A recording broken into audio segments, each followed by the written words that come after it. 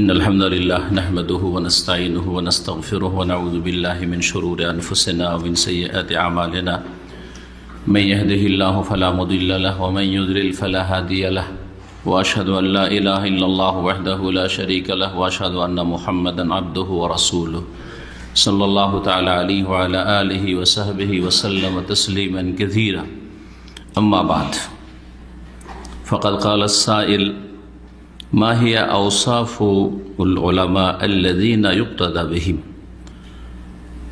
الجواب: أوصاف العلماء الذين يقتدى بهم هم أهل العلم بالله سبحانه وتعالى الذين تفقهوا في كتاب الله وسنة رسوله صلى الله عليه وسلم وتحلوا بالعلم النافع وكذلك يتحلون بالعمل الصالح. الذين يقتدى بهم هم الذين جمعوا بين الأمرين بين العلم النافع والعمل الصالح. আল্লাহ রাব্বুল আলামিনের যাবতীয় প্রশংসা যে আল্লাহ রাব্বুল আলামিন আমাদেরকে দ্বীন ইসলামের অন্তর্ভুক্ত করেছেন, এটি আল্লাহ রাব্বুল আলামিনের বড় নিয়ামত। আলহামদুলিল্লাহ।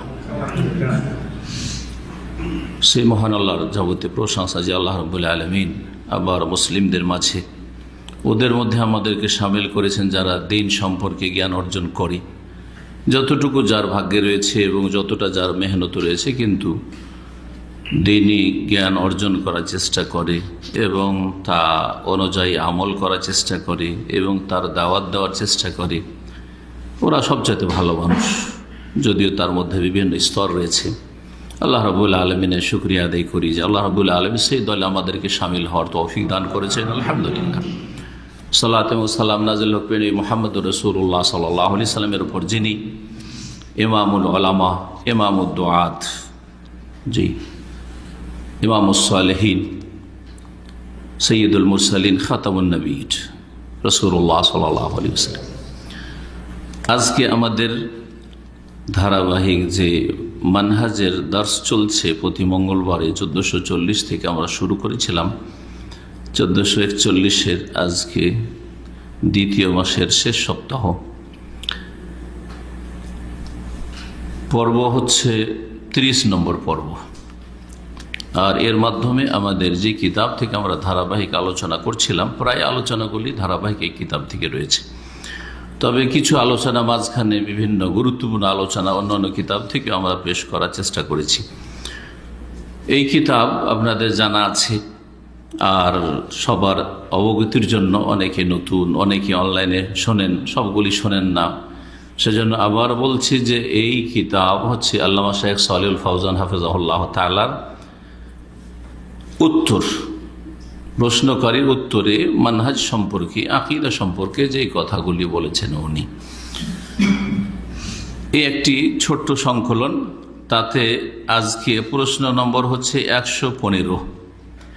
বিষয়বস্তু হচ্ছে মা হিয়া আওসাফুল উলামা আল্লাযীনা ইউক্তাদা বিহিম, যেসব ওলামাদের অনুসরণ করা যাবে তাদের বৈশিষ্ট্য কি বা তাদের গুণাবলী কি, মানে কোন আলেমরা এমন যাদের আমরা অনুসরণ করব, এর জন্য কি বৈশিষ্ট্য আছে। আলেমদেরও কিছু বৈশিষ্ট্য আবশ্যক, যদি ওই সব বৈশিষ্ট্য বা খুসুসিয়াত বা গুণাবলী বা সিফাত থাকে তাহলে তারা সত্যিকার আলেম। আর এমনি সমাজে পরিচিত আলেমের অভাব নেই, সমাজে পরিচিত আলেমের অভাব নেই, বরং সমাজে যেমন সমাজের লোক তেমন সমাজের আলেম। জি, সমাজের লোক যদি জাহেল হয় তো তাদের আলেমও জাহেল বেশিরভাগ।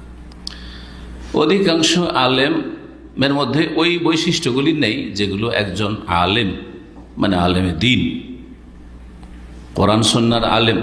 জি হ্যাঁ, এবং যে আলেম এলমের ওপর আমল করে এবং অন্যকে দাওয়াত দেওয়ার আগে নিজেকে দাওয়াত দেয়, নিজের সংশোধন করে, জি নিজের নিয়ে বেশি ব্যস্ত থাকে, চিন্তা করে অন্যের চিন্তার তুলনায়, তো এরা হচ্ছে সত্যিকার আলেম। তো এখানে প্রশ্নকারী জিজ্ঞেস করছেন যে কোন শ্রেণীর আলেমদের অনুসরণ করব, তার মানে তার বিপরীত হচ্ছে এমন কোন আলেমরা আছে যাদের অনুসরণ করা যাবে না, যাদের কাছ থেকে এলেম নেওয়া যাবে না, যাদেরকে আদর্শ মনে করা যাবে না, যে অনুসরণ করবেন যে এই আলেম করেছেন সুতরাং আমিও করি, তিনি বলছেন তো আমিও বলি। জি, আল জওয়াব, উত্তরে বলছেন শেখ সালেহুল ফওজান হাফিজাহুল্লাহ তাআলা, আওসাফুল উলামা আল্লাযীনা ইউক্তাদা বিহিম, যেসব আলেমদের ইক্তেদা অনুসরণ করা যাবে তাদের বৈশিষ্ট্য হচ্ছে হুম আহলুল ইলমি বিল্লাহি সুবহানাহু ওয়া তাআলা, তারা আল্লাহ সুবহানাহু ওয়া তাআলা সম্পর্কে এলেম ওয়ালা হবে, তাদের কাছে আল্লাহ রাব্বুল আলামিন সম্পর্কে জ্ঞান রয়েছে।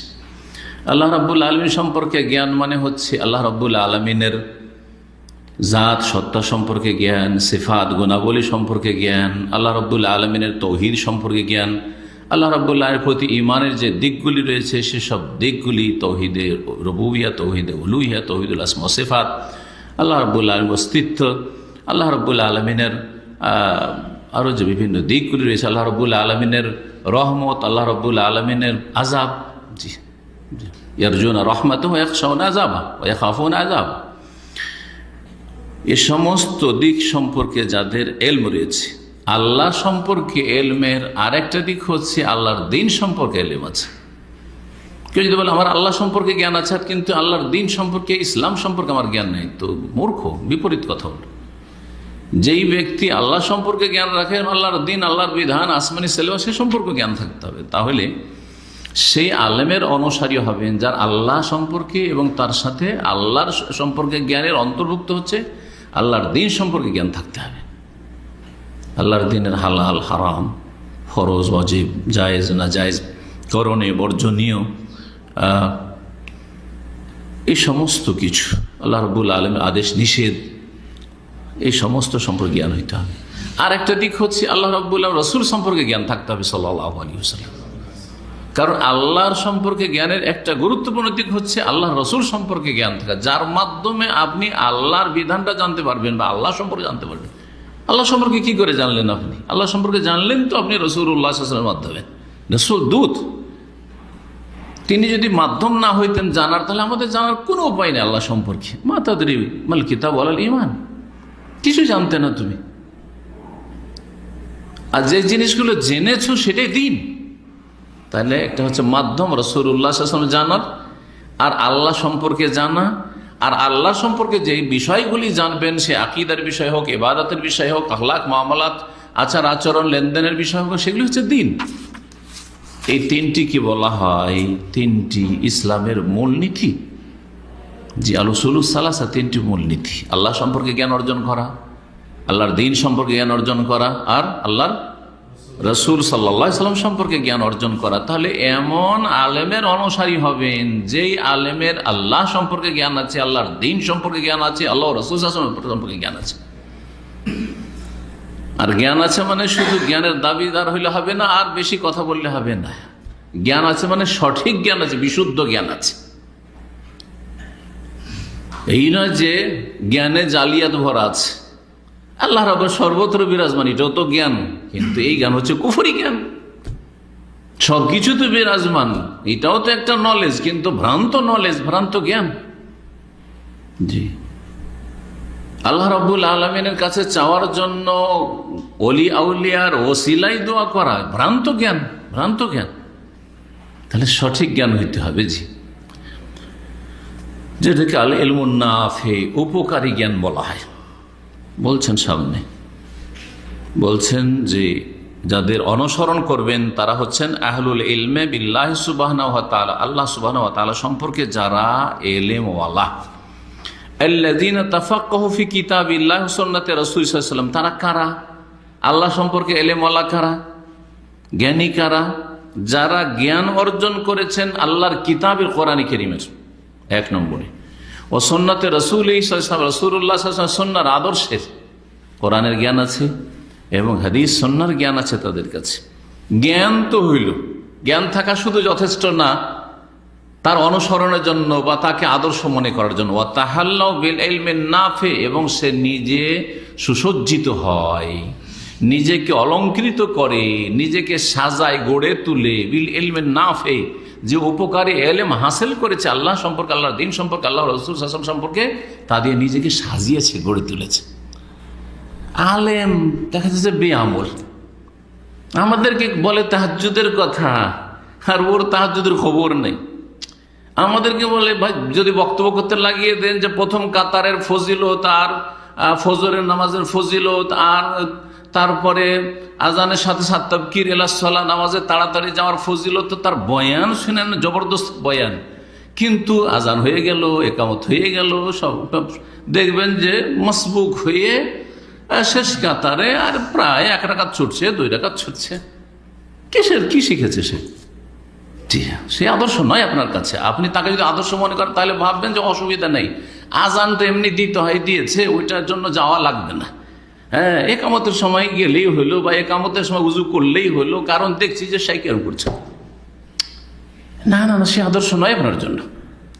তার কাছে যথেষ্ট এলেম আছে, কারণ যখন বলছে তখন একবার ধরাধর কোরআন হাদিসের কথা, এই এলেম যথেষ্ট নয়। ভালো করে বিষয়টা বুঝুন। তাহলে নিজেকে সুসজ্জিত করবে ও তাহাল্লাহু বিল ইলমিন নাফি, উপকারী জ্ঞান দিয়ে, অপকারী জ্ঞান দিয়ে না। অপকারী জ্ঞান হচ্ছে আকীদার ক্ষেত্রে ফাসেদ ভ্রান্ত আকীদা, ইবাদত বন্দেগীর ক্ষেত্রে বেদাতি ইবাদত, জি হ্যাঁ, আখলাক চরিত্রের ক্ষেত্রে চরিত্র খারাপ, আদান প্রদানের ক্ষেত্রে চরিত্র খারাপ, হ্যাঁ, পরের খাওয়ার ধান্দা শুধু। ভাই আপনার পয়সার মূল্যটা ওই রকমই যেমন আমার পয়সার মূল্যটা আছে, কেন আপনার পকেট খরচ করে খেতে হবে? কেন এটা হবে? তারপরে আপনার আখলাক চরিত্রের দিক হচ্ছে যে আপনার মানুষ উপকার করবে, অপকার করবে না, মানুষের অন্তর প্রথম সাফ থাকবে, কথাবার্তা স্পষ্ট হবে, কথাবার্তায় কোনো ভেজাল থাকবে না, ভাওতাবাজি ধোকাবাজি থাকবে না, আর প্রতারণা থাকবে না, গীবত চুগলখড়ি থাকবে না, আর তারপরে এই কারো অনিষ্ট করার চেষ্টা করা হবে না। এগুলি হচ্ছে আলেমদের চরিত্র। জি, তো বলছেন যে ওয়াকাযালিকা ইয়াতাহাল্লাউনা বিল আমালিস সালিহ, ইলমুন নাফি, যে উপকারী এলেম হাসিল করেছে, সুসজ্জিত হয়েছে এলেম দিয়ে, এবং সুসজ্জিত হয়েছে নেক আমল দিয়ে। নেক আমল দিয়ে, যেমন এলেম তেমন আমলও নেক। নেক আমল হওয়ার জন্য শর্ত কি? নেক আমল কখন বলবেন? আমল সালের জন্য কয়টা শর্ত? 2টা শর্ত। কি? হ্যাঁ, ইখলাসের সাথে কাজ করা, আর নবী সাল্লাল্লাহু আলাইহি সাল্লামের ইত্তেবা অনুসরণ করা, নবীর তরিকায় আপনার আমলটা হবে, আর একমাত্র আল্লাহর জন্য লিল্লাহি তাআত থাকবে, দুনিয়ার কোনো গরজ থাকবে না। তারপরে আরো বলছেন আল্লাযীনা ইউক্তাদা বিহিম, সুতরাং যাদের অনুসরণ করা হবে, হুমুল্লাযীনা জামাউ বাইনাল আমরাইন, যারা এই দুটো বিষয়কে একত্রিত করতে পেরেছে, যাদের মধ্যে দুটো বিষয় বিদ্যমান। একটা কি? বাইনাল ইলমিন নাফি ওয়াল আমালিস সালেহ, এক হচ্ছে উপকারী জ্ঞান, আর ওয়াল আমালিস সালেহ, আর নেক আমল। জি, এই সম্পর্কে আবু দাউদের একটি হাদিস রয়েছে। জি, দোয়া, আল্লাহুম্মা ইন্নী আসআলুকা ইলমান নাফিয়ান ওয়া রিজকান তাইয়্যিবান ওয়া আমালান মুতাকাব্বিলা, আমালান মুতাকাব্বিলা। জি হ্যাঁ, আল্লাহুম্মা ইন্নী আসআলুকা ইলমান নাফিয়া, আল্লাহ তোমার কাছে চাই কি? উপকারী এলেম। উপকারী এলেম মানে যেটা আপনার আকীদায় উপকারী হয়, ইবাদত উপকারী হয়, আখলাক চরিত্র উপকারী হয়, আপনার দুনিয়ায় উপকারী হয়, আখিরাতে উপকারী হয়। আসল হচ্ছে আখিরাতকে সুন্দর করা। শরীয়তের এলেম দুনিয়ার শুধু উপকার নয় যে দুনিয়ার ইনকাম সোর্স, সেটা দিয়ে কিছু ইনকাম হচ্ছে ইলমুন নাফি। ইলমুন নাফির বিপরীত হচ্ছে ক্ষতিকর এলেম। যেই এলেম শিখে আকীদা বরবাদ হইল, যে এলেম শিখে আপনার ইবাদতে বেদাত ঢুকলো বা শিরিক ঢুকলো, রিয়া লোক দেখানো ঢুকলো। যেই এলেম শিখলেন কিন্তু আপনার আখলাক চরিত্র গঠন হলো না, না। তো দুটো জিনিস জমা করবে, একটা হচ্ছে আল ইলমুন নাফি ওয়াল আমালুস সালেহ। আমালুস সালেহ হচ্ছে তাওহীদের সাথে, ইখলাসের সাথে, নবী সাল্লাল্লাহু আলাইহি ওয়াসাল্লামের ইত্তিবার সাথে কাজ করা। সুতরাং ফালা ইউক্তাদা বিআলিমিন লা ইয়ামালু বিইলমিহি, সুতরাং এমন আলেমের অনুসরণ করবেন না যে নিজের এলেমের উপর আমল করে না, নিজের এলেমের মোতাবেক আমল করে না। ওয়ালা ইউক্তাদা বিজাহিলিন, আর এমন মূর্খের অনুসারী হবেন না লাইসা ইনদাহু ইলমুন, যার কাছে এলেম নেই। তাহলে আলেমের অনুসরণের জন্য তার মধ্যে দুটো বৈশিষ্ট্য থাকতে হবে। আবার খোলাস, একটা হচ্ছে আল ইলমুন নাফে, আর একটা হচ্ছে আমাল সালেহ। দুয়ার অর্থটা করা হয়নি, মাঝখানে ভুলে গেছি, একটা জুমলার অর্থ করেছে একটা বাক্যের। আল্লাহ নাসআলুকা ইলমান নাফে, উপকারী জ্ঞান দান করো, আর রিজকান তয়্যিবান, আল্লাহ পাক হালাল রিজিক দান করো। কারণ দুনিয়ায় বেঁচে থাকার জন্য রিজিক, হ্যাঁ, বেঁচে থাকার জন্য রিজিক, হ্যাঁ, এর উল্টোটা না, রিজিকের জন্য বেঁচে থাকা নাই। যারা দুনিয়াদার তারা কিসের জন্য বাঁচে? রিজিকের জন্য বাঁচে। আর আপনি বেঁচে থাকার জন্য রিজিকের প্রয়োজন, যাতে করে আপনি সুস্থ থেকে ইবাদতবন্দি করতে পারেন, টেনশন মুক্ত হয়ে আপনি ইবাদতবন্দি করতে পারেন। তো দ্বিতীয় বাক্য হয়ে গেল তাহলে কি, যে রিজিকটা হালাল যেন হয়। আর আমালান মুতাকাব্বাল, আল্লাহ এমন আমল তোমার কাছে চাই, মানে তৌফিক দান করো যেটা কবুল হয়। আর আমল কবুলের শর্ত হচ্ছে ইখলাস এবং ইত্তেবা, ইখলাস আর ইত্তেবা। তাহলে সেই আলেমের অনুসারী হবেন যার মধ্যে এলেমও আছে উপকারী আর আমলও আছে নেক। এর বিপরীত, তাহলে দুটো যখন শর্ত, দুটোর একটা যদি পাওয়া যায় আরেকটা না পাওয়া যায়, এমন একজন আলেম এলেমের একবারে দরিয়া, এলেমের সাগর, কিন্তু আমল খারাপ, অনুসরণ করবেন না। এর বিপরীত আর একজন আমল, মানে এলাকার কোনো আলেম পারবে না, বড় বড় আল্লাহ পারবে না, বড় বড় যারা মাদ্রাসার বড় বড় 40 বছর ধরে কোরআন হাদিস পড়াচ্ছে তারা পারবে না ওকে আমল করে, কিন্তু এলেম তার কাছে নেই। তাহলে জাহেল কিন্তু সৎ লোক, জাহেল কিন্তু সৎ লোক, তার অনুসরণ করা যাবে। জি, বর্তমান যুগে এর বাস্তব প্রমাণ হচ্ছে তবলিগ জামাতের লোকেরা। এরা হচ্ছে বাহ্যিক নেক, তাদের আখলাক সিরাত সুরাত, হ্যাঁ বাহ্যিকটা বলছি কারণ আকীদায় বরবাদ আছে, সেজন্য আকীদা নষ্ট, তাদের আকীদায় শিরক বিদআত আছে, সেজন্য বাহ্যিক বললাম। বাহ্যিক আমল ঠিক আছে, দাড়িতে ত্রুটি পাবেন না, টুপিতে ঢিলা ঢালা পোশাকে আর তসবিহ তাহলিলে সে বেদাতি মেলা ইবাদত থাকা, কিন্তু বাহ্যিক কত সুন্দর, তাই না? হ্যাঁ, বাহ্যিক কত সুন্দর, কিন্তু এই কম হচ্ছে কমন জোহাল। আল্লামা আলবানী রহমতুল্লাহ আলাইহি বলেছেন যে তবলিগরা হচ্ছে, এই তবলিগিরা হচ্ছে কমন জোহাল। এমনকি আরবদের মধ্যে যেসব তবলিগ আছে কোনো একটা আলেম দেখাইতে পারবেন না। যতগুলো আরব দেশ থেকে তবলিগে যা, সবগুলি মূর্খ জাহেল।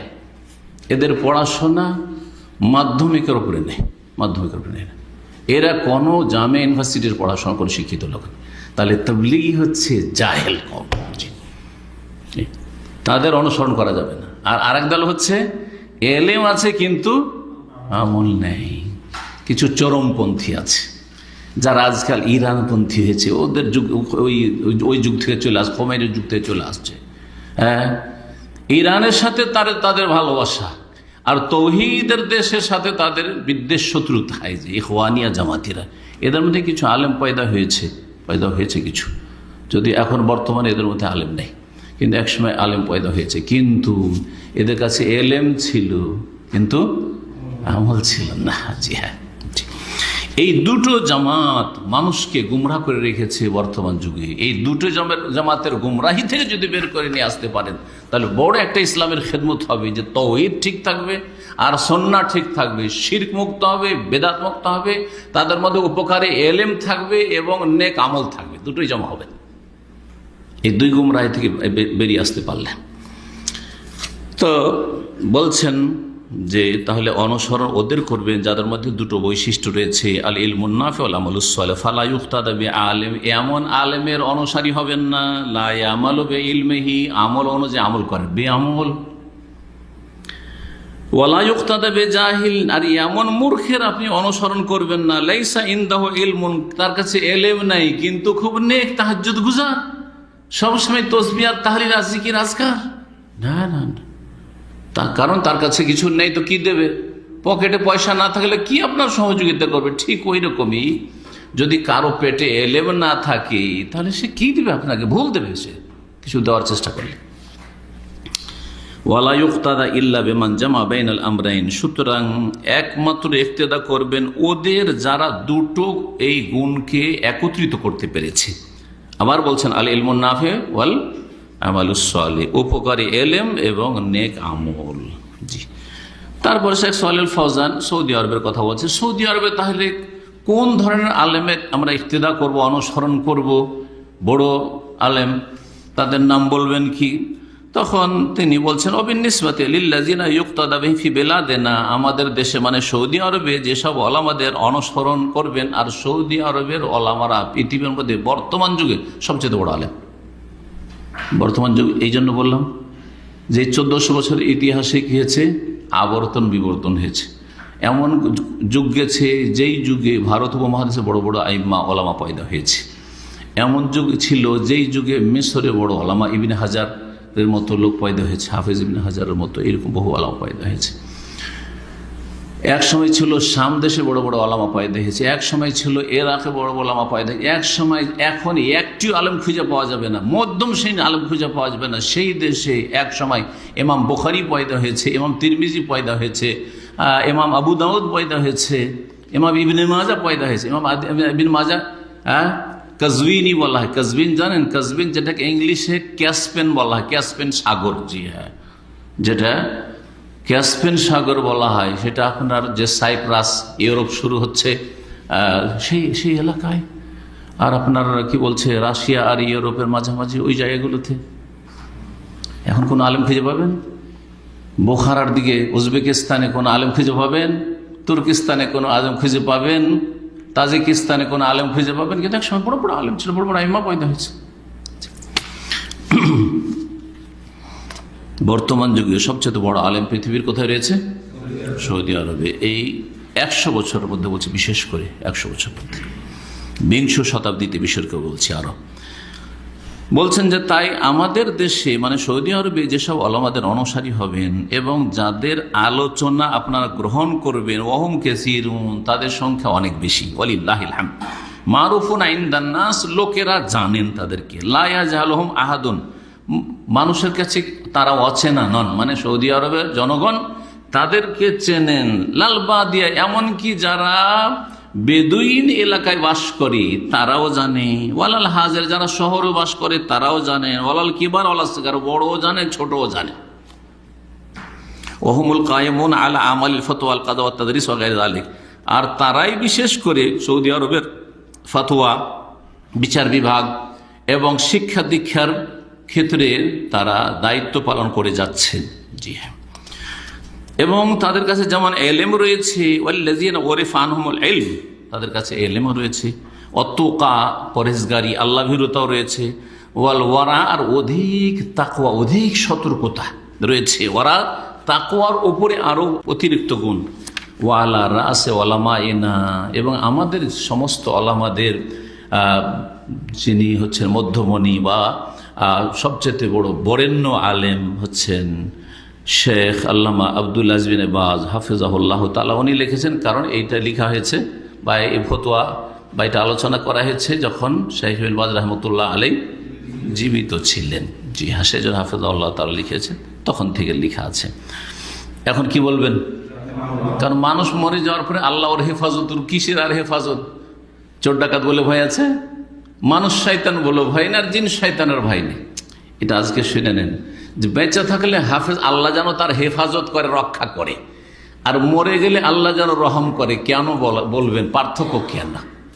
মানুষ যখন বেঁচে থাকে তখন তার দুশ্মন আছে না? শত্রু আছে। দুই রকম শত্রু আছে, শায়াতুনুল ইনস আর শায়াতুনুল জিন। মানুষ শয়তান আর জিন শয়তান, বদ মানুষ আর বদ জিন। এই বদ মানুষ বদ জিন থেকে হেফাজতের জন্য দোয়া করে, আল্লাহ যেন তাকে হেফাজতে রাখে, মানসিক দিক থেকে, শারীরিক দিক। তারপরে মানুষ যখন দুনিয়াতে বেঁচে থাকে, কর্মক্ষেত্র, তখন বালা মুসিবত আসতে পারে, বিপদ আপদ আসতে পারে, দুর্ঘটনা হইতে পারে, অসুস্থ হইতে পারে, আল্লাহ যেন তার হেফাজত করেন। সার্বিক দোয়া কিন্তু জিন থেকে হেফাজত করে, চোর ডাকাত থেকে, মানুষ থেকে হেফাজত করে, শয়তান থেকে হেফাজত করে, সাপ বিচ্ছু থেকে হেফাজত করে, রোগ বালা মুসিবত থেকে হেফাজত করে, তাই না? কত বড় দোয়া এটা, হালকা দোয়া নয় কিন্তু। মনে করলে হাফেজাহুল্লাহ তাআলা একটা কি হয়ে গেছে, টাইটেল হয়ে গেছে। যে লিখছে বলছে সেও বুঝে না যে আমি কি লিখলাম বললাম, কিন্তু আসলে বিশাল দোয়া একটা। আল্লাহ যেন আপনার হেফাজত করেন। সুবহানাল্লাহ। দিন দুনিয়া পরিবার, ব্যক্তি পরিবার সমাজ সবকিছু নিরাপত্তার হেফাজত করে। মানুষ যখন মারা যায় তখন জিন শয়তান ওখানে পৌঁছিতে পারবে না কবরে, আর মানুষ শয়তানও পৌঁছিতে পারবে না, ক্ষতি করতে পারবে না, আর সাপ বিচ্ছুও ক্ষতি করতে পারবে না, আর কোনো দুর্ঘটনারও শিকার হবে না। তাহলে এখন যেটা সম্মুখীন হবে সেটা হচ্ছে আল্লাহর আযাবের আশঙ্কা আছে। আল্লাহর আযাবের আশঙ্কা আছে। দুটো জায়গা আছে, হয় আল্লাহর নিয়ামত আছে জান্নাত, আর না হলে জাহান্নাম। সুতরাং কি বলবেন, রাহিমাহুল্লাহ তাআলা, আল্লাহ তাকে রহম করেন, দয়া করেন। আর আল্লাহর দয়া হয়ে গেলে আল্লাহ কখনো তাকে জাহান্নামে দেবেন না, অবশ্যই জান্নাত দেবেন। সুতরাং মানুষ মরে যাওয়ার পরে আল্লাহর রহমতের মুখাপেক্ষী। তারপর দুনিয়াতে বেঁচে থাকাকালীন সে নিজেই সংশোধন হয়ে, খারাপও যদি থাকে সংশোধন হয়ে নিজে আল্লাহর কাছে রহমত চাইতে পারে। কিন্তু মানুষ মারা যাওয়ার পর আর রহমত চাওয়ার তারও ক্ষমতা নেই যে আল্লাহ তুমি আমাকে রহম করো। আপনি বেঁচে আছেন যতদিন, ততদিন আপনি আপনার জন্য রহমত চাইতে পারবেন যে আমি ভুল করেছি, আল্লাহ তুমি রহম করো। কিন্তু মরে যাওয়ার পরে বাস ইনকাতা আনহু আমল বন্ধ হয়ে গেছে। শুধু তার জন্য আমরা মুমিনরা কি করব, রহমতের দোয়া করবো, আল্লাহ তুমি রহম করো। আর কোনো উপায় নেই, ও একটা আমল বাড়াইতে পারে, একটা নেকিও বাড়াইতে পারবে না, চলে গেছে, শেষ। জি, একমাত্র যদি নেকির রাস্তা খুলে গিয়ে থাকে সেটা আলাদা কথা।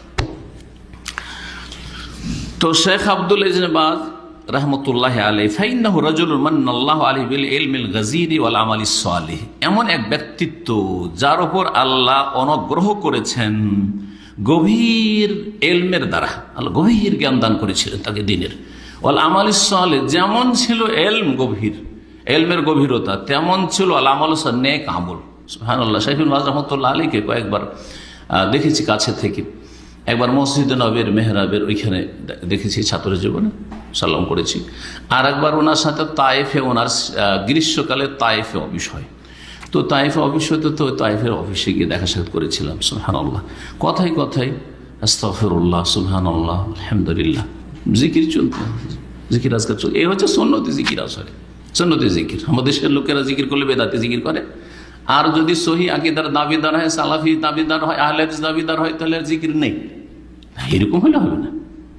আপনি ইফরাত আর তাফরিদের শিকার হইলে হবে না, হয় বাড়াবাড়ি আর না হলে ছাড়াছাড়ি, এরকম হইলে হবে না। ওয়া কানা বাইনা যালিকা কাওয়ামা, কোরআন সুন্নাহর উপর থেকে আপনাকে এই নফল জিকির হলেও সেগুলো থাকতে হবে। এটা হচ্ছে নবী সাল্লাল্লাহু আলাইহি সাল্লামের আদর্শ। তো নেক আমলও ছিল। ও দাওয়া ইলাল্লাহ, আল্লাহর দিনের দাওয়াত। ওনার পুরো বেতন কি করতেন জানেন? পুরো বেতন দিয়ে সারা বিশ্বে দায়ী প্রেরণ করতেন। সেই যুগে একজন দায়ীকে 1000 রিয়াল করে দেওয়া হতো। আর দায়ী যে সৌদি আরব থেকে পাঠানো হইতো দুই ভাগে বিভক্ত ছিল। এক শ্রেণী ছিল যাদেরকে সরকার পাঠাতো, এবং সরকারের যে ধর্ম মন্ত্রণালয় ছিল বা তখন ছিল রিয়াসা আম্মা ইদারাতুল বহুসিল ইলম, যেটা পরে ধর্ম মন্ত্রণালয় ওয়াজারাতুল শুনুল ইসলামী হইল। এখান থেকে তো সরকার ওটার বেতন বহন করতো মন্ত্রণালয়। আর আরেকটা ছিল যাদের ওখানে চাকরি হইতো না, তাদেরকে শেখ ইবনে বাজ তার বেতন দিয়ে, তার নিজের তহবিল দিয়ে দায়ী বানিয়ে পাঠাইতেন সারা পৃথিবীতে। এমন কোনো দেশ নেই যেখানে দায়ী ছিল না। ভারতে অনেকে ছিল, তাদের চিনি, বাংলাদেশে ছিল, জানি। তাদের বলা হইতো যে মাবুস আলা হিসাবি শেখ, আলা হিসাবিল ওয়াজারা বলা হইতো না, মন্ত্রণালয়ের ক্যাশ থেকে নেই, আলা হিসাবি শেখ। শেখ ইবনে বাজের খরচাই তারা মাবুস মানে রিপ্রেজেন্টেটিভ, প্রতিনিধি, তারা দায়ী, জি, যারা পৃথিবীতে কাজ করত। জি, মানুষ টাকা পয়সা সঞ্চয় করে টাকার পাহাড় করতে চায় যে আমার আগামী প্রজন্ম যেন খায়, আর তিনি মাস শেষ হওয়ার আগে সমস্ত তহবিল শেষ করে দিতেন, একটি পয়সা রেখে যান। এই যুগে এইরকম আলেম কল্পনা করা যায়? এরা হচ্ছে সত্যিকার আলেম। তার জীবনী আজকে আলোচনা করছেন, কিন্তু সংক্ষেপে বলার প্রয়োজন। দাওয়া ইলাল্লাহ, দাওয়া ইলাল্লাহর কাজ করেছেন। ওয়াল ইখলাস, ইখলাস ওয়াস সিদক, এবং সততা। সারা পৃথিবীতে এবং সর্বস্তরে তিনি দাওয়াতের কাজ করতেন। তার কাছে যেমন একটা ক্লিনার আসতো আর তার দস্তরখানে বসে খেত, তার দস্তরখান লাগতো দিনে 2 বার করে, দুপুরে আর রাত্রে। তিনি যখন অফিস থেকে যেতেন, যে কেউ চলে যেতে পারে, আর তার দস্তরখানে শত শত লোকের জন্য খাবার তৈরি হচ্ছে, গিয়ে বসে যেতে পারে, যে যেখানে বসতে পারে। যদি কেউ ইচ্ছা করে যে আমি শাইখের প্লেটটা দিয়ে বসবো, তো দৌড় দিয়ে গিয়ে যদি বসে যেতে পারে, কাজ হয়ে গেল, কোনো বাধা নেই। একটা ক্লিনার হোক, মেথর হোক।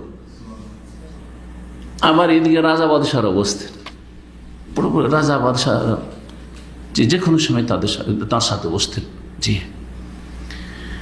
তো তার দাওয়াত সর্বস্তরে হয়েছে, আলহামদুলিল্লাহ। ওয়াল ইখলাস, নিষ্ঠা, যার উপর নির্ভরশীল ইবাদত কবুল হওয়া, আমল কবুল হবে, সিদক সততা, ওমা লা ইয়াখফা আলা কুল্লি আহাদ, এমন এমন বৈশিষ্ট্য তার মধ্যে ছিল যেটা মানুষের কাছে অস্পষ্ট নয়। ওয়ালিল্লাহিল হামদ, অনেক কল্যাণ তার থেকে হয়েছে, অনেক লিখনি তার রয়েছে, অনেক দিনের খেদমত রয়েছে, তার ধারাবাহিক ফতোয়া এখন রেকর্ড হয়ে সেগুলি আছে। নুরুন আলা দারব, সৌদি আরবে যেটা এজাতুল কোরআনুল কারীম, যে কোরআনে কারীম একটা আছে, রেডিও চ্যানেল আছে বা রেডিও আছে বেতার, সেখান থেকে আপনার কি বলে প্রচার করা হয় দিনে 2-3 বার করে। যাই হোক, ওনার সংক্ষিপ্ত জন্মকাল আর ইন্তেকালের সময়কালটা শুধু উল্লেখ করে দিই। তার জন্ম হয়েছে 12ই জিলহজ 1330 হিজরি, 12/1330 জিলহজ মাসের 12 তারিখ, মানে আইয়ামে তাশরিকের দ্বিতীয় দিনে, আর 1330 হিজরি। আজকে কত চলছে? 1441। তাহলে তার জন্ম হয়েছে আজকে থেকে 111 বছর আগে প্রায়। তার নাম হচ্ছে আব্দুল্লাহ বিন আব্দুল্লাহ বিন আব্দুর রহমান ইবনে মোহাম্মদ বিন আব্দুল্লাহ ইবনে বাজ। তাহলে আব্দুল্লাহ ইবনে বাজ যে বলা হয়, বাজটা ওনার বাবার নাম নয়, ওনার ওপরের কোনো এক দাদার নাম। জি, এটা করা যায়, জায়েজ রয়েছে। নাসিরুস সুন্নাহ, তিনি সুন্নাহর সাহায্যকারী ছিলেন। ইমাম আহলিস সুন্নাহ ফি জামানি, এই যুগের আহলিস সুন্নাতের ইমাম ছিলেন। কামিউল বিদআত ওয়াল মুবতাদিন, বিদআত এবং বেদাতীদের নির্মূলকারী ছিলেন। তার জন্ম রিয়াদ শহরে। 1350 হিজরিতে তার দৃষ্টিশক্তি চলে যায়। তার মানে 20 বছর বয়সে একটা অসুখ হয়, তারপরে কি হয়ে যায়? দৃষ্টিশক্তি চলে যায়। কোরআনে কারীম সাবালক হওয়ার আগে তিনি মুখস্থ করেছিলেন এবং তিনি প্রথম 1350 হিজরিতে, 1350 মানে 20 বছর বয়সে, 20 বছর বয়সে তাকে প্রথম কাজী বানানো হয় সৌদি আরবের। এই যে জজগুলো হচ্ছে না কাজী, এই যে মাহকামার, 20 বছর বয়স। জি, তার অনেক আসাতেজা রয়েছেন, সেগুলো আর উল্লেখ করছি না। তিনি প্রথম যখন মদিনা ইউনিভার্সিটি প্রতিষ্ঠিত হলো 1381 হিজরিতে, মদিনা ইউনিভার্সিটি প্রতিষ্ঠা হচ্ছে 1381 হিজরিতে, লেখা আছে মদিনা ইউনিভার্সিটি গেটে দেখবেন যে লেখা আছে 1381 হিজরিতে লেখা আছে, দেখবেন। জি, এমনকি মনোগ্রাম যদি কোথাও পান আপনি ওখানে দেখবেন 1381 হিজরি লেখা আছে। 1381 হিজরি মানে মদিনা ইউনিভার্সিটি প্রতিষ্ঠিত আজকে থেকে কদিন আগে? 60 বছর, 60 বছর আগে, সহজ হিসাব কত? 60 বছর আগে, 60 বছর আগে। জি হ্যাঁ, 1381-তে মদিনা ইউনিভার্সিটি প্রতিষ্ঠিত হয়েছে। আমার জন্ম 1383-তে। আমি এটা মিলিয়ে দেখি, যখন মদিনা ইউনিভার্সিটি পড়তে যাই তখন দেখলাম, তো দেখি জন্মটা আমার কখন। মদিনা ইউনিভার্সিটি প্রতিষ্ঠিত হওয়ার আগে জন্ম না পরে, তো 2 বছর পরে। তারপরে প্রথম তাকে এই মদিনা ইউনিভার্সিটি যখন প্রতিষ্ঠিত হলো তখন তাকে ভাইস চ্যান্সেলর বানানো হয়েছিল। ভাইস চ্যান্সেলর বানানো হয়েছিল। আমরা ভাইস বাংলায় বলি, ভাইস চ্যান্সেলর আসলে শব্দটি। ভাইস চ্যান্সেলর বানানো হয়েছিল। ভারত, বাংলাদেশ, অন্যান্য দেশে শুধু ভাইস চ্যান্সেলর থাকে, চ্যান্সেলর হয় না। কারণ চ্যান্সেলর হচ্ছে যিনি দেশের রাষ্ট্রপতি। এখানে সৌদি আরবে কিন্তু চ্যান্সেলর হয় আর ভাইস চ্যান্সেলর। প্রথম তিনি ভাইস চ্যান্সেলর ছিলেন। তখন চ্যান্সেলর ছিলেন এই দেশের সবচেয়ে বড় প্রভাবশালী আলেম কাজী, তার নাম হচ্ছেন মোহাম্মদ বিন ইব্রাহিম আলী শেখুল ইসলাম আহমেদ আব্দুল্লাহ রহমতুল্লাহের বংশের বড় একজন ইমাম আলেম ছিলেন। তিনি ছিলেন চ্যান্সেলর, আর প্রথম চ্যান্সেলর মধ্যে ইউনিভার্সিটির, আর ভাইস চ্যান্সেলর ছিলেন শেখ বিন বাজ রহমতুল্লাহ আলী। তারপরে 1390 মানে প্রায় 10 বছর পরে 1390 হিজরিতে তাকে সেখানকার চ্যান্সেলর বানানো হয়। শেখ মোহাম্মদ আব্দুল ইব্রাহিম আলী শেখের পরে দ্বিতীয় চ্যান্সেলরই হচ্ছেন শেখ বিন বাজ রহমতুল্লাহ আলী। তারপরে গেছেন শেখ আব্দুল মোহসেন আবাদ, আরও 2-1 গেছেন, 2-3 গেছেন। প্রায় 7 নম্বরে আমাদের যুগের যিনি চ্যান্সেলর ছিলেন শেখ ডক্টর আবদুল্লাহ সালেহ আল ওবায়দ আল কাসিমের, ওনার যুগে আমরা লেখাপড়া করেছি। তারপর যখন সৌদি আরবের রিয়াজে এদারাতুল বহুস আল ইলমি ওয়াল ইফতা ওয়াদ দাওয়া ওয়াল ইরশাদ যখন প্রতিষ্ঠিত হইল, তখন 1414 হিজরিতে প্রথম তাকে 1395 তাকে রাইস বানানো হয়েছিল, চেয়ারম্যান বানানো হয়েছিল। আর তারপরে যখন এর নামটা পরিবর্তন হয়ে গেল দারুল ইফতা, তখন তাকে মুফতি আম, সৌদি আরবের গ্র্যান্ড মুফতি পদ দেওয়া হইল। সেটা ছিল 14 হিজরি, 1414 হিজরি। জি, 1414 হিজরিতে আলহামদুলিল্লাহ আমি মদিনা ইউনিভার্সিটিতে পাশ করেছি এই বছর। ইন্তেকালটা শোনেন। শাইখ নওয়াজ রহমতুল্লাহ ইন্তেকাল বৃহস্পতিবার ফজরের সময় 28 মুহররম 1420 হিজরি। 28 মুহররম 1420 হিজরিতে তার ইন্তেকাল হয়েছে। আমি দাম্মামে এসেছি 22 মুহররম 1420 হিজরি। তার ইন্তেকালের মাত্র এক সপ্তাহ আগে, 22 আর 28 6-7 দিন আগে, 6 দিন আগে। জি হ্যাঁ, তার ইন্তেকাল হয়েছিল তায়েফ শহরে। জি, যখন ইন্তেকাল হলো তায়েফ শহরে, তারপরে তাকে নিয়ে যাওয়া হলো মক্কাতুল মুকাররমায়। আর মক্কায় মুকাররমায় সালাতুল জানাজা মসজিদে হারামে, মসজিদ নববীতে গায়বানা জানাজা। আর তারপরে মাকবারাতুল আদল একটি রয়েছে। মক্কায় কিন্তু কয়েকটি কবরস্থান রয়েছে, তার মধ্যে প্রসিদ্ধ যেটা সবচাইতে পুরাতন সেটা হচ্ছে মাকবারাতুল মুআল্লা। আমাদের দেশের বেদাতিরা ভারত বাংলাদেশে কি বলে? জান্নাতুল মুআল্লা। না, বেদাতি নাম এটা। কবরস্থানের নাম জান্নাত নয়। জি, কবরস্থানের নাম জান্নাত বলা মানে যে দাফন হবে সেই জান্নাতে চলে যাবে নাকি?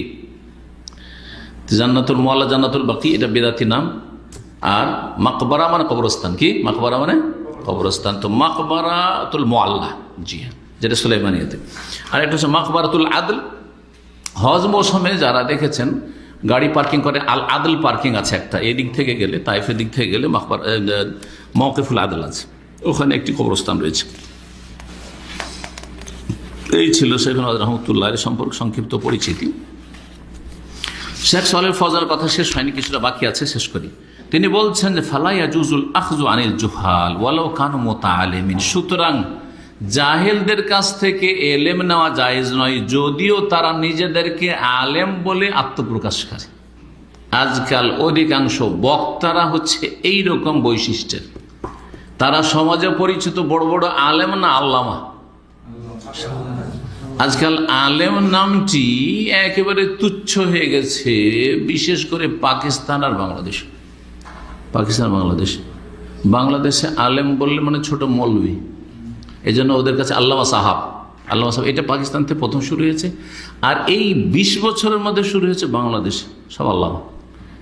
হ্যাঁ, যে যতগুলি বক্তা সব আল্লামা, অথচ আলেমই নয় এগুলো, আল্লামা হত দূরের কথা। জি, বিদাতে ভরা তাদের জীবন, ভুল মানহাজের অনুসারী তারা। এবং তাদের কাছে এমন এলেমও নেই যে কোরআন এবং হাদিসের দলিল একটা ফতোয়া দিতে পারে, শুনে শুনে ফতোয়া ছাড়া। এই ক্ষমতাই নেই যে বলবে যে অমুক আয়াতের আলোকে এটা ফতোয়া, অমুক হাদিসের আলোকে ফতোয়া। ক্ষমতাই নেই। কি করে আল্লামা হয়ে গেল? তার আলেমই তো নয়। তো এদের কি করে মুতাআল্লিম, মানে যারা নিজেকে আলেম বলে প্রকাশ করে আর লোকেরা মনে করে এরা হয়তো আলেম। লোকদের মূর্খতা আর তাদের মূর্খতা, বক্তাদের মূর্খতা। ওয়ালাল আখযু আনিল মুনহারিফিন ফিল আকিদাতি বিশিরকিন আও তাতিল। এবং ওদের কাছ থেকেও নেওয়া জায়েজ নয় যারা আকীদার ক্ষেত্রে বিভ্রান্তির শিকার, বক্রপথের অনুসারী, শিরকে লিপ্ত রয়েছে, শিরকি আকীদার অনুসারী, অথবা তাদের আকীদায় রয়েছে তাতিল, মানে আসমা সিফাত সম্পর্কে কোনো জ্ঞান নেই। ভারত, বাংলাদেশ, পাকিস্তানের অধিকাংশ বিদআতপন্থী আলেমরা তাওহীদুল আসমা সিফাতের একেবারে জ্ঞান রাখে না। ভালো করে শুনুন, জিজ্ঞাসা করেন তৌহিদুল আসমা সিফাত কাকে বলে। তৌহিদ কত প্রকার জিজ্ঞাসা যদি করেন তো আপনাকে হেউ করার জন্য, যাতে আর জিজ্ঞাসা না করেন তৌহিদের আবার ভাগ কিসের, আর তুমি কোন মাদ্রাসায় পড়েছো, কি জানো তুমি, ব্যাস এক কথা শেষ। তৌহিদুল আসমা সিফাতের কোনো জ্ঞান নেই। সুতরাং যখন জ্ঞান নেই তো আল্লাহকে নিষ্ক্রিয় করে দিয়েছে। আল্লাহর গুণ, আল্লাহর হাত আছে, কোরআনে বলছে আল্লাহর হাত নেই, কুদরতি হাত, এটা হচ্ছে তাতিল, মানে নিষ্ক্রিয় করে দেওয়া। আপনার হাত আছে একজন যদু মধু, কিন্তু রবের হাত নেই যিনি আপনাদেরকে হাত দিলেন, কুদরতি হাত। আল্লাহর চোখ আছে, বলছে আল্লাহর চোখ নেই। কি চোখ মানে কি? তাহলে বলে তুসনা আলা আইনি যে আছে, আমার চোখের কথা কোরআনে আছে। বলছে চোখ মানে রক্ষণাবেক্ষণ, দেখাশোনা, রক্ষণাবেক্ষণ। জি, এইভাবে তাবিল করেছে, নাই তাতিল করেছে। আর তাবিলটাই তাতিল পর্যন্ত পৌঁছায়। যখন কোনো কিছুর অপব্যাখ্যা করে, এটার নাম হচ্ছে তাবিল, তখন সেটাকে নিষ্ক্রিয় করে দেয়, মানে আসল অর্থে আর রাখলো না, সে অর্থকে নিষ্ক্রিয় করে দিল। এরকম আল্লাহ রাব্বুল আলামিনের চেহারা, আল্লাহর চেহারা নেই। তা আল্লাহর চেহারা মানে বলছে সত্তা, জি, নিষ্ক্রিয় করে দাও।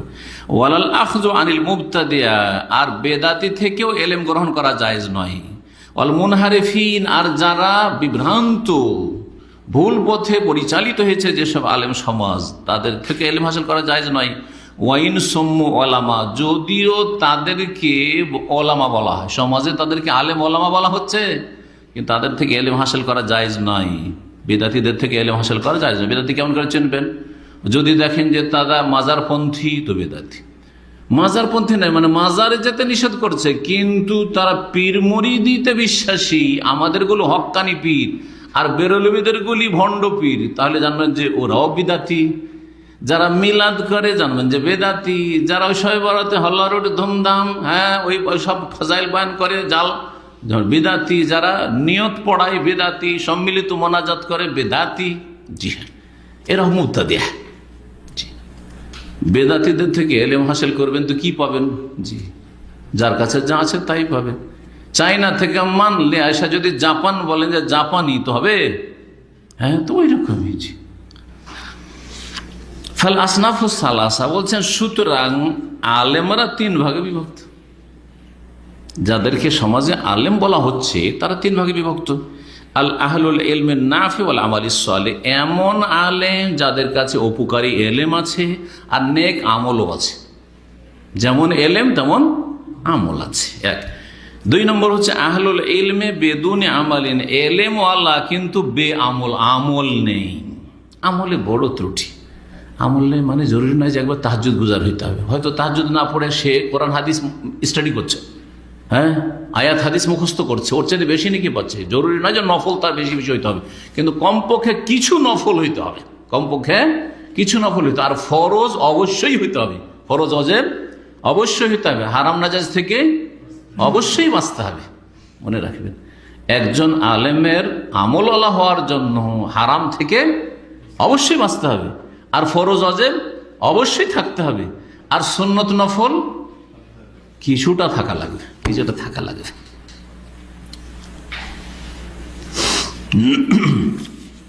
তৃতীয় শ্রেণী হচ্ছে আহলুল আমাল, আমলওয়ালা ভালো, আমলে খুব ভালো বাহ্যিক, কিন্তু বেদুন এলমেন, এলেম নেই, এলেম নেই। তাহলে মানুষ, তাহলে তিন মানুষ মানে জনগণ শুধু না, যাদেরকে সমাজে আলেম বলে জানা হচ্ছে বর্তমান যুগে, তারা তিন ভাগে বিভক্ত। বাকি আম শ্রেণীর লোক তো ওদের মধ্যে, আম শ্রেণীর লোক এলেম নেই তাদের কাছে, কিন্তু ওর মধ্যে কিছু লোকের মধ্যে কি আছে? আমল আছে, আমলটা ঠিক আছে, ভালো আলেমদের অনুসরণ করে, কোরআন অনুসারী, সুতরাং তাদের আমলটা ঠিক আছে। আর কিছু লোক আছে যাদের আমল ঠিক নেই। তাহলে আম জনগণকে এই দুই ভাগ করা যেতে পারে। আবার আর একটা ভাগ করা যেতে পারে যে এভাবে এভাবে এদেরকেও তিন ভাগ করা যেতে পারে, যে আম জনগণের মধ্যে কিছু লোক আছে যাদের কাছে মোটামুটি এলেম আছে, ভালো আলেম থেকে কিছু এলেম শিখে তারা আমল করে, তো আমলওয়ালা তারা, এলেমওয়ালা, কিছুটা এলেম যেটুকু জরুরি, আর নেক লোক এক শ্রেণী। দ্বিতীয় শ্রেণীর লোক হচ্ছে বেদাতি লোক, বেদাতি জনগণ, আমল আছে কিন্তু কোন আমল আছে? ভ্রান্ত আমল আছে। তৃতীয় শ্রেণীর আম জনগণ হচ্ছে বে আমল, বেদিন, নাস্তিক, না হয় ধর্ম নিরপেক্ষতা বিশ্বাসী, না হলে নাস্তিক না, ধর্ম নিরপেক্ষ না, ও জাতিতে মুসলিম বলে দাবি করে, হ্যাঁ, কিন্তু ওকে সিজনে সিজনে কিছু যদি ইবাদত করতে বলেন তো করবে। জুমাতে আগে গিয়ে বসে আছে, রমজান মাসে ভালো ইবাদতবন্দি করছে, বাকি সারা বছর নেই, আর পেট নিয়ে ব্যস্ত, পেটের স্বার্থ পুরা হইল, আমার জন্য হালাল হইলো না হারাম হইলো, এই রুজি যেটা আসছে, এই টাকাটা আসছে, সেটা হালাল না হারাম, এইটা দিয়ে আমি উপকার করলাম না অপকার করলাম, এগুলো দেখার বিষয় নেই, স্বার্থ পুরা হইলি হলো, হাম মোহাম্মতুন, পেট পুরা হইলি হলো। তাহলে আম জনগণ, অতিরিক্ত যে কথাটি বললাম গুরুত্বপূর্ণ, মনে রাখবেন যে সাধারণ মানুষকে তিন ভাগে ভাগ করা যেতে পারে, সহি আমলওয়ালা, আর বেদাতি আমলওয়ালা, আর বেআমল, বেআমল পেট পূজারি। জি, যাদেরকে সমাজে আলেম মনা করা হচ্ছে তারাও তিন ভাগে বিভক্ত, এলেম এবং আমলওয়ালা, এদের অনুসরণ করবেন, আর এলেম আছে আমল নেই তাদের অনুসরণ করবেন না, আর আমল আছে এলেম নেই তাদের অনুসরণ করবেন না। জি, বলছেন আল্লাহ তাআলা হাযিহিল আসনাফি আখির সূরাতুল ফাতিহা, এই তিন প্রকারের কথা সূরা ফাতিহার শেষে আল্লাহ উল্লেখ করেছেন। কিভাবে? সিরাতাল্লাযীনা আন'আমতা আলাইহিম, এক, আন'আমতা আলাইহিম, গায়রিল মাগদুবি আলাইহিম, দুই, ওয়ালাদ-দাল্লিন, তিন। জি, বলছেন আল্লাহ সূরা ফাতিহার শেষে এই 3 শ্রেণীর লোকের কথা উল্লেখ করেছেন। ওয়া আমারান আন্নাস আলাহু, এবং আল্লাহ আমাদেরকে নির্দেশ দিয়েছেন যাতে করে তার কাছে আমরা চাই আই ইয়াহদিয়ানা ইলা তারিকিস সিনফিল আউয়াল, যে আল্লাহ যেন আমাদেরকে প্রথম শ্রেণীর লোকের রাস্তা দেখান। ইহদিনাস সিরাতাল মুস্তাকিম, আল্লাহ আমাদেরকে সরল পথ দেখাও। সরল পথ কোনটা? সিরাতাল লাযিনা আনআমতা আলাইহিম, ওদের রাস্তা যাদেরকে তুমি পুরস্কৃত করেছো, যাদের উপর তোমার নিয়ামত হয়েছে। সহজ ভাষায়, যাদের উপর কি হয়েছে? তোমার অনুগ্রহ নিয়ামত হয়েছে, তোমার নিয়ামত প্রাপ্ত যারা। তার নিয়ামত প্রাপ্ত কে হতে পারবে আল্লাহর দুনিয়া আখিরাতে? হ্যাঁ, যাদের সহি ইলম আছে আর সঠিক আমল আছে। সহি ইলম আছে, উপকারী ইলম আছে, আর নেক আমল আছে অন্য ভাষায়। জি, দ্বিতীয় শ্রেণীর লোক আল্লাহ বলছেন গায়রিল মাগদুবি আলাইহিম, আল্লাহ ওদের পথে নিয়ে যেও না যাদের ওপর গজব হয়েছে তোমার, যাদের ওপর তোমার গজব পড়েছে, ক্রোধ হয়েছে, রাগ হয়ে আছে তোমার। আল্লাহ তুমি রাগান্বিত যাদের উপর হয়ে আছো তাদের রাস্তায় নিয়ে যাও, তাদের দলে শামিল করিও না। ওরা হলো কারা? যাদের কাছে এলেম আছে, শুধু ইহুদি না, ইহুদির চরিত্র যদি ওর মধ্যে থাকে কিয়ামত পর্যন্ত। সবাই যার কাছে এলেম আছে কিন্তু আমল নেই, এলেম আছে কিন্তু আমল নাই। এই মাগদুব আলাইহিমের প্রথম সারিতে ইহুদি কেন? কারণ ইহুদিরা তাওরাত ইনজিলের আলেম ছিল, তাওরাতের জ্ঞান ছিল, কিন্তু তারা বেআমল ছিল। তাদের হাতে গোনা কয়েকজন ছাড়া কেউ ঈমান নিয়ে আসেনি মুহাম্মদ রাসূলুল্লাহ সাল্লাল্লাহু আলাইহি সাল্লামের। বেআমল, ইলম থাকা সত্ত্বেও আল্লাযীনা আতাইনাহুমুল কিতাবা ইয়ারিফুনা কামা ইয়ারিফুনাহু কামা ইয়ারিফুনা আবনাআহুম, যাদেরকে আমি কিতাব দিয়েছিলাম অর্থাৎ ইহুদিদেরকে, তারা নবী মুহাম্মদ সাল্লাল্লাহু আলাইহি ওয়াসাল্লামকে চেনে যেমন তারা নিজের ছেলে মেয়েদেরকে চেনে যে এটা আমার ছেলে। কেউ ভুল করবে? রাত দিন থাকলে আপনারা 2 বছর 3 বছর গিয়ে ভুল করতে পারেন, 2-3 বছর পর যাচ্ছেন, ছেলে বড় হয়ে গেছে, মেয়ে বড় হয়েছে, চিনতে নাও পারেন, ঠিক না? কিন্তু রাত দিন সকাল সন্ধ্যা 14 বার করে দেখছেন, সকালে ডিউটি গেছেন, বিকেলে আসছেন, আসার পরে আপনি ছেলেকে চিনতে পারেন না, এটা হবে? ঠিক ওই রকমই ইহুদিরা খুব ভালো করে জানতো যে হাজা মুহাম্মদ রাসূলুল্লাহ, হাজা খাতামুন নবীন, এই হচ্ছে শেষ নবী। কিন্তু না, মানা যেত না। কেন মানা যাবে না? আমাদের বংশে বনি ইসরাইলে আসলো না কেন? মক্কায় কেন আসলো? বনি ইসমাইলের আওলাদ কেন হইল? এলেম আছে কিন্তু আমল নাই। আল্লাহর গজব, আল্লাহর রাগ আরো বেশি যে তোদের এলেম দিলাম তারপরেও কেন আমল করলি না। এই জন্য আল্লাহর গজব, তাদের রাগ। দল্লিন মানে পথভ্রষ্ট, রাস্তা হারিয়ে দিয়েছে। এরা কারা? যার আমল আছে কিন্তু এলেম নেই। আমল ভালো ভালো করার চেষ্টা করেছে কিন্তু এলেমের ভিত্তিতে না, যেটা ভালো লেগেছে ওইটাই করেছে, যেটা ভালো লেগেছে ওইটা, যেটাকে ভালো মনে হয়েছে এটা নেক আমল, ওইটাই করা শুরু করেছে। আর এইটার প্রথম সারির লোক হচ্ছে খ্রিস্টানরা। খ্রিস্টানদের কাছে তাদের ধর্ম সম্পর্কে জ্ঞান ছিল না, কিন্তু আমলের জজবা ছিল, অনুপ্রেরণা ছিল যে কিছু আমল করি। তো যার কাছে আমলের অনুপ্রেরণা আছে, মনে খুব চাহিদা যে কিছু আমল করি, কিন্তু এলেম নেই, সে যেটাকে দেখবে সেটা করবে না। দেখেছেন হজে কিছু মূর্খ লোক আছে, কিছুই শেখা যায়নি যে হজ উমরায় কোথায় কি করতে হয় না করতে হয়, তওয়াফ করতে কোথায় কি করতে না করতে হয়। যখন যেখানে যেটা করতে দেখছে ওইটাই করতে শুরু করছে। এবারে মজার গল্প দেখি বলে আপনাদেরকে, দুটো একটা মেলার দিক আছে কিন্তু এটা একটা দিক। ওই যে গ্রুপগুলো আসছে বিভিন্ন দেশের, আর একসাথে সম্মিলিত দোয়া পড়ছে, জিকির পড়ছে, অধিকাংশ বেদাতি জাল দোয়া পড়ছে, আর ভুল ভাল পড়ে চলে যাচ্ছে। কারণ যে পড়াচ্ছে সেও মূর্খ, গ্রামার বুঝে না, কিচ্ছু বুঝে না, জের জবার কিচ্ছু বুঝে না। তো পড়াচ্ছে, দেখলাম যে লোকগুলো হচ্ছে আপনার এই মালয়েশিয়া, ইন্দোনেশিয়া, হ্যাঁ, কিছু বাংলাদেশি দেখছি, কিছু ইন্ডিয়ান ওর আশেপাশে ঘুরছে, দেখা দেখি এই দোয়া পড়ছে, ওরা ওর সাথে ও দোয়া পড়তে লেগেছে। ওই যে সম্মিলিত একজন ওদের যে ইমাম মুরব্বি পড়াচ্ছে, আর ওরা যে হো হো করে পড়ছে, ওর সাথে সাথে এও পড়তে লেগেছে। আরও দেখে হবে না হয়তো, যেখানে সেখানে দেখছি একটা লোক জড়িয়ে ধরে আছে কাবাকে, ও জড়িয়ে ধরে নিল। আর এই যখন ও ধরে আছে তার মানে এটা একটা ভালো কাজ। কারণ এরা হচ্ছে নাসারা, খ্রিস্টানদের মতো এলেম নেয় কিন্তু আমলের মনটা আবেগ আছে, কিছু আমল করি। কি আমল করব? যা দেখো তাই করবো, ওটাই ভালো মনে হয়। জামারাতে গেল, সবকে স্যান্ডেল মারতে দেখলো, আরে স্যান্ডেল মারছে মানে এটা দিই, আমার স্যান্ডেল আমিও মেরে দিই। এরা হলো খ্রিস্টানদের মতো, এদের বৈশিষ্ট্য। হ্যাঁ, আমল কিছু করার চাহিদা তো মনের আছে, কিন্তু এলেমের ভিত্তিতে না, অজ্ঞতার ভিত্তিতে, মূর্খতার ভিত্তিতে। তো মুসলিম সমাজ ওইরকম হয়ে গেছে আজকালকার, মুসলিম সমাজ ওইরকম হয়ে গেছে। মুসলিম সমাজের অধিকাংশ যারা আম জনগণ, যারা ইসলাম শিখে না, তাদের মধ্যে খ্রিস্টানদের চরিত্র চলে এসছে। কিছু মাঝে মাঝে আমল করে, আবেগী অনেক আমল করার চেষ্টা করে, কিন্তু এলেম কালাম নেই, কিচ্ছু নেই। কোনটা সুন্নাত, কোনটা বেদাত, কোনটা করলে শিরিক হবে, কোনটা করলে তৌহিদ, কিছুই জানে না। মাঝে মধ্যে কিছু ভালো আমল করে দিল, কিন্তু আসলে এলেমের ভিত্তিতে নয়, অজ্ঞতার ভিত্তিতে। আর আলেম সমাজের মধ্যে যারা বেআমল, মাদ্রাসা পড়েছে কিন্তু বিদাতি মাদ্রাসায় পড়েছে, এলেম আছে, কোরআনে হাদিসের তর্জমা ভালো করতে পারে, কিন্তু অপব্যাখ্যা করে কিসের জন্য? তাদের বিদাতকে শক্তিশালী করার জন্য, আর সুন্নাত তাওহীদের বিরোধিতা করার জন্য। বুঝতে পারছেন না? এদের মধ্যে কোন গুণ রয়েছে? এলেম আছে কিন্তু আমল নেই। তাহলে এদের মধ্যে ইহুদিদের চরিত্র রয়েছে। এটি আমার কথা না, আল্লামা ইমাম শেখ ইবনুল কাইয়িম রহমতুল্লাহ আলাইহি, ইবনে তাইমিয়া রাহিমাহুল্লাহ, শেখুল ইসলামের খাস ছাত্র, তিনি বলেছেন যে এই উম্মতের যারা জোহাল, মূর্খ আমল করে, তাদের মধ্যে শাবাহুন নাসার, খ্রিস্টানদের সদৃশ্যতা রয়েছে, আর এই উম্মতের বেদাতি আলেমদের মধ্যে ইহুদিদের সদৃশ্যতা রয়েছে। তো বলছেন শেখ সালেহ ফৌজান, তারপর ওয়ালাদ-দাল্লিন, পথভ্রষ্ট কারা? যাদের কাছে আমল তো আছে কিন্তু এলেম নেই। ফাজাআলাস সিনফাল আউয়াল মুনআমান আলাইহি, প্রথম শ্রেণীর লোককে নিয়ামত প্রাপ্ত আল্লাহ উল্লেখ করেছেন। দ্বিতীয় শ্রেণীর লোককে মাগদুব আলাইহি বলেছেন, মানে যাদের উপর আল্লাহর গজব হয়েছে।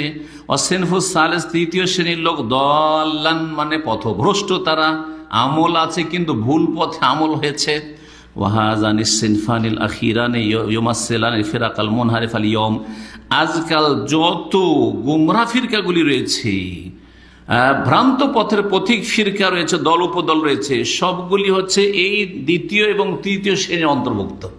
এলেম আছে কিন্তু এলেমের উল্টা আমল, এলেমের উল্টা আমল, আমল এলেম অনুযায়ী নেই। কোরআনে হাদিসে যেসব দলিল জানছে সে অনুযায়ী নয়। যেটা আকীদা রাখে তার বিরোধী হইলে সে তার অপব্যাখ্যা করবে। কি করবে? অপব্যাখ্যা করবে কোরআন হাদিস। এটা বেদাতি আলেম সমাজের চরিত্র। আর দলিল আমল আছে, জনগণ অনেক আমল করে, কিন্তু সবগুলি বেদাতের ভিত্তিতে আমল, অজ্ঞতার ভিত্তিতে। কেন করছেন? এত বড় বড় হুজুররা বলছে সেজন্য করছে। তা আপনাকে পড়তে হবে না। বলছে আমরা কি বুঝি? আমরা কোরআন হাদিসের কি বুঝি? কোরআন হাদিস যারা বুঝেছেন তারা হুজুররা বলছেন আমরা করছি। এদের মধ্যে খ্রিস্টানদের চরিত্র রয়েছে। তো বলছেন যে বর্তমান যুগে যত বাতিল ফিরকাগুলি রয়েছে সবগুলি এই দুই শ্রেণী, হয় আল্লাহর গজব তাদের উপর, আর না হইলে তারা পথভ্রষ্ট, জান্নাতের রাস্তা হারা। পথভ্রষ্ট মানে কি? যে পথ হারিয়ে দিয়েছে। কোন পথ হারিয়েছে?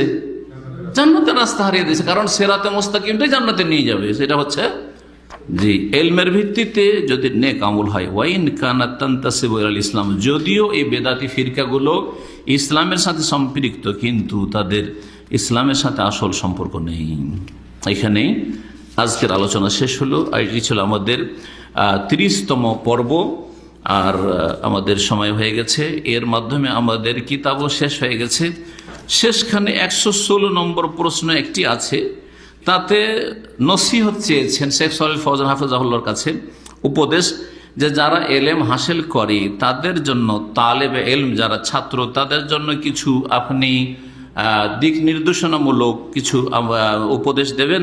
তখন তিনি বলছেন যে নাহুসু তালাবাতাল ইলমি আলাল কিয়ামিন নাসিহাতিল্লাহি ওয়া লিকিতাবি ওয়া লিরাসূলি ওয়া লিআইম্মাতিল মুসলিমিন ওয়া আম্মাতিহিম, তালেবে এলম যারা কোরআন হাদিসের এলম হাসিল করে তাদেরকে আমি উপদেশ দেব বা উৎসাহিত করব, তারা যেন আল্লাহর জন্য হিতাকাঙ্ক্ষী হয়, আল্লাহর কিতাবের হিতাকাঙ্ক্ষী হয়, রাসূল সাল্লাল্লাহু আলাইহি ওয়াসাল্লামের হিতাকাঙ্ক্ষী হয়, মুসলিম শাসকদের হিতাকাঙ্ক্ষী হয়, ওলামাদের হিতাকাঙ্ক্ষী হয়। আইম্মাতুল মুসলিমিন মানে মুসলিম শাসক যেমন তেমনি ওলামারা, ও আম্মাতিহিম জনগণের হিতাকাঙ্ক্ষী, আপনার আশেপাশে যারা জনগণ মুসলিম তাদের হিতাকাঙ্ক্ষী হবেন। সুতরাং ভুলে থাকলে সংশোধন করিয়ে দেবেন, আর যদি ভালো কাজ করে ভালো কাজে সহযোগিতা করবেন।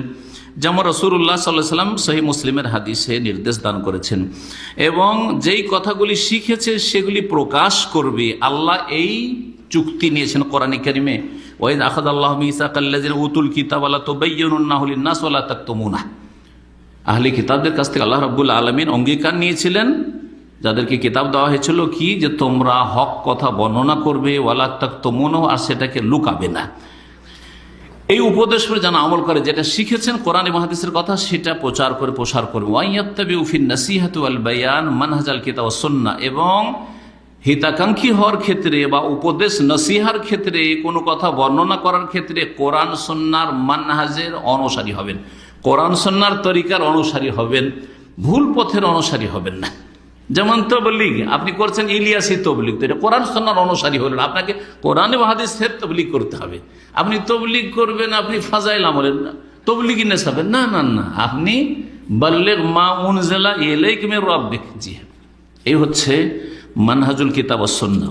এবং মানহাজুল কিতাব ওয়াস সুন্নাহ হচ্ছে যে যেটা বেশি গুরুত্বপূর্ণ সেটার সংশোধন আগে করবেন, সেটা আগে শিখাবেন। আগে আকীদা শিখাবেন, আকীদার গুরুত্ব দেবেন, ইবাদত সঠিক শিখাবেন, আখলাক চরিত্র শিখাবেন, জীবনের প্রতিটি ক্ষেত্র শিখাবেন। আবার শুধুই দু তিনটা আপনার আকীদাতে সীমিত রেখে দেবেন না যে সহি আকীদা হয়ে গেছে, আপনার আখলাক চরিত্র একেবারে নিচু শ্রেণীর, এরকম যেন না হয়। তারপরে বলছেন ওমা আলাইহি সালাফুল উম্মাহ, এবং সালাফে সালেহিনরা, যেই সাহাবাই কেরাম, তাবেইন, তাবা তাবেইন, যে পথের অনুসারী ছিলেন সেই পথের অনুসারী হবে।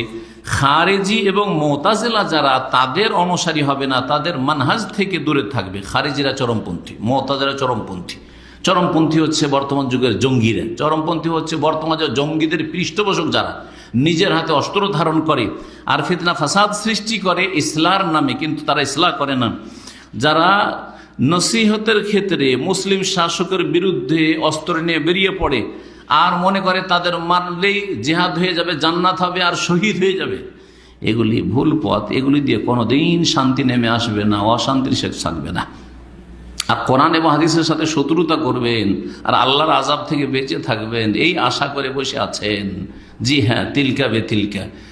যদি কোরআন এবং হাদিসের শত্রুতা করেন তো আল্লাহ আরেক জালেমকে আপনার মতো জালেমরও চাপিয়ে দেবেন। সুতরাং আজকাল বর্তমান বেদাতি জালেমদের ওপর আল্লাহর অন্য শ্রেণীর জালেমকে চাপিয়ে দিয়েছেন, মনে রাখবেন। জি হ্যাঁ, তো এখান থেকে অনেক কিছু শেখার রয়েছে। আল্লাহ যেন আমাদেরকে শেখার এবং সংশোধনের তৌফিক দান করেন। শেখ সালেহ ফৌজান শেষখানে বলছে, হাযা মা নুসি বিহি তালাবাতুল ইলম, তালেবে ইলমদেরকে, যারা দিনের ছাত্র, তাদেরকে এই আমি ওসিয়ত করছি, বিশেষ করে দায়ীদেরকে। হাযা বিল্লাহি তৌফিক, আল্লাহ রাব্বুল যেন আমাদেরকে তৌফিক দান করেন। ওয়া সাল্লাল্লাহু ওয়া সাল্লামা নবিয়ানা মুহাম্মদ আলা নবিয়ানা মুহাম্মদ ওয়া আলা আলিহি ওয়া সাহবিহি ওয়া সাল্লাম তাসলিমান কাসীরা। ও জাযাকুমুল্লাহ খাইরান। এখানে আজকের আলোচনা শেষ করলাম এবং তার সাথে সাথে কিতাবও শেষ করলাম। 30টি পর্ব আলহামদুলিল্লাহ মানহাজের ওপর হয়েছে, আমি মনে করি যথেষ্ট।